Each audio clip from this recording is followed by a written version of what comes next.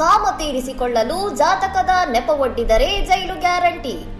ಮದುವೆಯ ಸುಳ್ಳು ಭರವಸೆ ನೀಡಿ ದೈಹಿಕ ಸಂಬಂಧ ಬೆಳೆಸಿ ನಂತರ ಜಾತಕ ಅಥವಾ ಜಾತಿ ಹೊಂದುತ್ತಿಲ್ಲ ಎಂದು ಮದುವೆ ನಿರಾಕರಿಸುವುದು ಅಪರಾಧ ಎಂದು ದೆಹಲಿ ಹೈಕೋರ್ಟ್ ಹೇಳಿದೆ.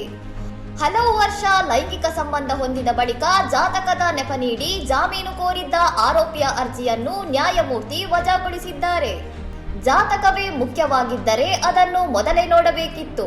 ಲೈಂಗಿಕ ಸಂಬಂಧ ಬೆಳೆಸಿದ ನಂತರ ಜಾತಕದ ನೆಪವೊಡ್ಡುವುದು ಕಾನೂನು ಬಾಹಿರ ಎಂದು ಕೋರ್ಟ್ ಕಿಡಿಕಾರಿದೆ. ನಾಳೆಯೇ ಮದುವೆಯಾಗೋಣ ಎಂಬರ್ಥದ ವಾಟ್ಸಪ್ ಸಂದೇಶಗಳನ್ನು ಪರಿಶೀಲಿಸಿದ ನ್ಯಾಯಾಲಯ ಇದು ಸಂತ್ರಸ್ತೆಯನ್ನು ಮೋಸಗೊಳಿಸಿ ಪಡೆದ ಒಪ್ಪಿಗೆ ಎಂದು ಅಭಿಪ್ರಾಯಪಟ್ಟಿದೆ. ಭಾರತೀಯ ನ್ಯಾಯ ಸಂಹಿತದ ಸೆಕ್ಷನ್ 69ರ ಅಡಿಯಲ್ಲಿ ಈ ಕೃತ್ಯವನ್ನು ಗಂಭೀರವಾಗಿ ಪರಿಗಣಿಸಲಾಗಿದ್ದು ವಂಚಕರಿಗೆ ಈ ತೀರ್ಪು ದೊಡ್ಡ ಎಚ್ಚರಿಕೆಯಾಗಿದೆ. ಇನ್ನಷ್ಟು ಸುದ್ದಿಗಳಿಗಾಗಿ ನೋಡ್ತಾ ಇರಿ ಸೌರಂ ಟಿವಿ.